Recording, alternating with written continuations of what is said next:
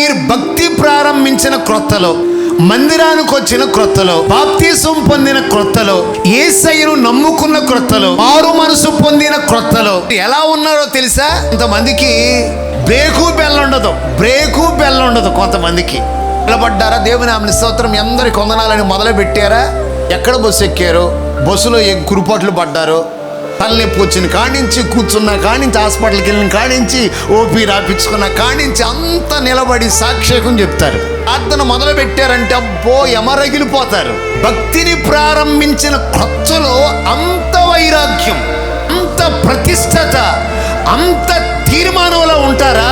ఇప్పుడు పౌలేమంటాడు, మంచిదే, నేను ఉండొద్దంట్లా, ఉండండి.